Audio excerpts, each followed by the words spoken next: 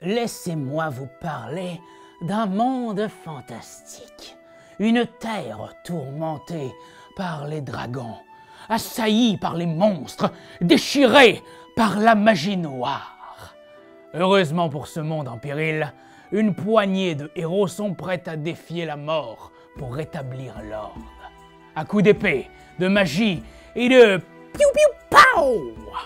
Bienvenue dans le monde de Euthia.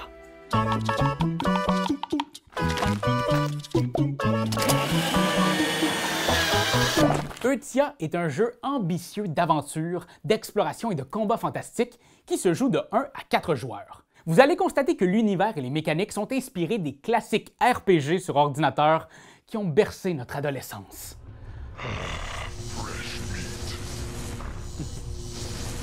Ah, la nostalgie.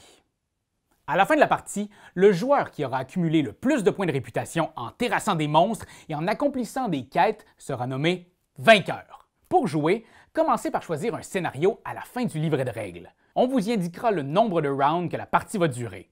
Vous y trouverez aussi certaines règles spéciales et le nombre de tuiles terrain que vous devrez réunir. Par exemple, dans ce scénario, on me demande de fournir un certain nombre de tuiles 1, 2, 3, 4, etc. Mélangez les tuiles rassemblées par paquets de même numéro, puis placez-les ensuite dans une pile ordonnée ainsi. Tous les 4 au bas de la pile, les 3 par-dessus, les 2, et etc. Placez au centre le plateau commerce, avec 4 tuiles révélées pour chaque type de vendeur. Puis, le plateau de combat, avec les différents paquets de cartes pour les batailles, les jetons ressources et les trésors. Wouhou! Shiny! Et juste à côté, vous avez le plateau scénario, pour suivre la progression des tours et les points de réputation. Choisissez maintenant un héros.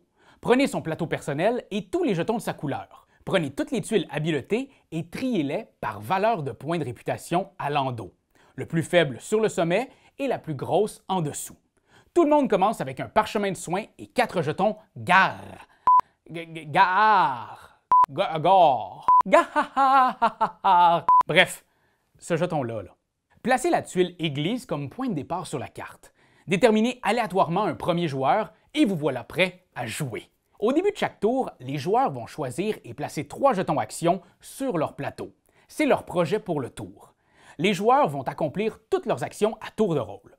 Ils peuvent les activer dans n'importe quel ordre et quand une action est accomplie, on met le jeton de côté. Vous pouvez, si vous voulez, garder un jeton en jeu pour le tour suivant, si vous ne l'avez pas utilisé. Vous aurez 4 actions lors de votre prochain tour. Mais qu'est-ce que je peux faire avec ces actions-là? Premièrement, vous pouvez bouger. Chaque jeton action vous propose une option avec un certain nombre de points de mouvement. C'est un choix. Alors si j'utilise ce jeton pour le mouvement, je ne peux pas faire l'autre action qu'on y trouve. Je peux dépenser un point de mouvement pour déplacer mon héros de une case. Notez que si vous voulez entrer dans une église, une tour de tueur de dragons ou n'importe quel gros lieu qui prend toute une case, vous devez dépenser un point de mouvement de plus. Les portes sont grosses, sont comme dures à ouvrir, là. C'est pour ça. Si votre mouvement vous entraîne hors des limites de la carte, piochez une nouvelle tuile lieu et placez-la pour accueillir votre héros.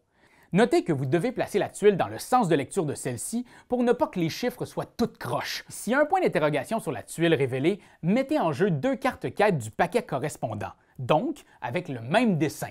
Ces quêtes proposent à tous les joueurs un objectif que vous pouvez accomplir pour gagner des points de réputation et des trésors. Sachez aussi que si votre mouvement vous amène sur une tuile avec un monstre, ses têtes de loup, vous devez avoir une action de combat disponible, sinon vous ne pouvez pas aller là. Deuxième action, miner. L'action de mine peut être effectuée sur une montagne, un lac ou une caverne. Ce faisant, vous pouvez placer un de vos marqueurs avec un petit dessin de pioche sur la case minée. Vous récoltez tout de suite la tuile ressource du type de terrain en question. Ces tuiles contiennent des métaux et des pierres précieuses que vous pourrez vendre ou utiliser pour accomplir des quêtes.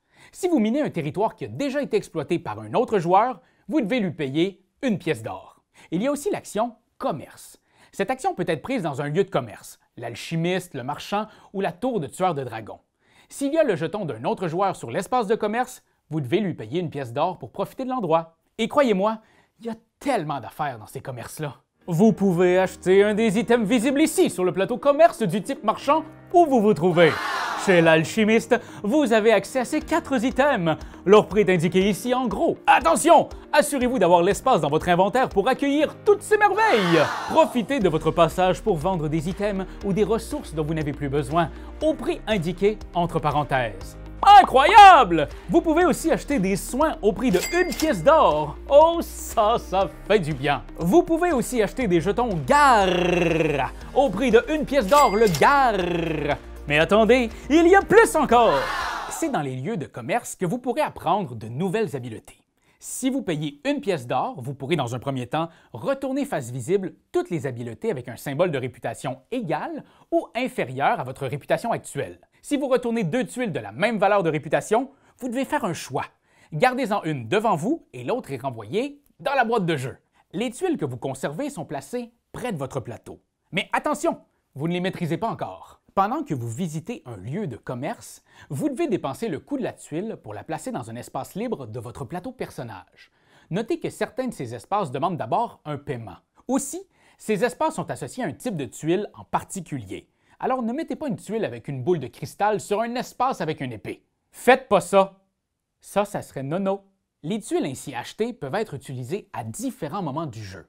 On n'entrera pas dans les détails, mais certaines tuiles vous accordent des actions supplémentaires. D'autres donnent des points de mouvement, des points de vie ou vous permettent des attaques sauvages et meurtrières. En parlant de ça, on vient à notre toute dernière action, l'action combat. Première chose à faire lors d'une bataille, c'est de déterminer quel autre joueur va être en contrôle des monstres. Faites-le en utilisant le paquet de cartes avec le symbole des autres personnages en jeu.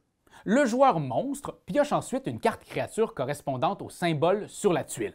Le joueur monstre prend ensuite le nombre de cartes habiletés, de jetons de chaos et de jetons GAR indiqués par la carte. Ce sera ses ressources monstrueuses pour le combat. Étape 1. Le héros peut se soigner avec des potions ou ajuster son équipement s'il le souhaite. S'il a peur, mettons. Étape 2. Le monstre roule 2 dés. C'est à ce moment qu'il peut jouer des cartes monstrueuses pour altérer le combat de manière malicieuse.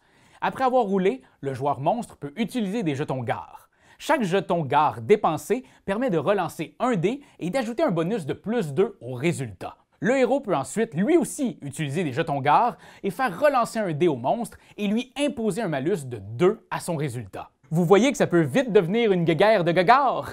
Étape numéro 3.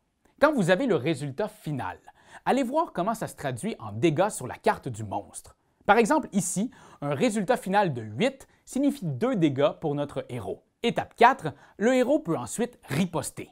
Il choisit d'abord une de ses habiletés d'attaque, puis il lance les dés. Encore une fois, il peut dépenser des jetons GAR pour relancer un dé et ajouter 2 au résultat. Mais cette fois, le monstre ne peut rien faire. Étape 5, le héros compare son résultat final à sa tuile habileté choisie et il inflige son dégât. Le tout se poursuit jusqu'à la mort d'un des combattants. Si le monstre est tué, le héros hérite du butin qu'on trouve à l'endos de la carte, mais aussi de tout ce qui est inscrit sur la tuile terrain. De plus, il pose un jeton de sa couleur sur le symbole monstre pour signifier que le lieu est libéré. Si le héros meurt, il retourne sur la case départ, l'église, avec tous ses points de vie.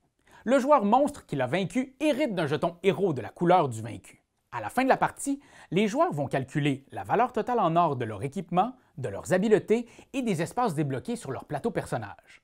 Chaque 5 pièces d'or leur rapporte 1 point de réputation. Consultez ensuite ce tableau pour voir combien de points de réputation vous rapportent vos jetons sur la carte, vos quêtes accomplies et vos victoires en tant que joueur monstre.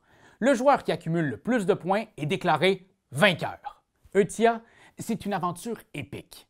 On a parlé de la base du jeu, mais il y a plein d'autres éléments qui viennent surprendre les héros et varier les parties.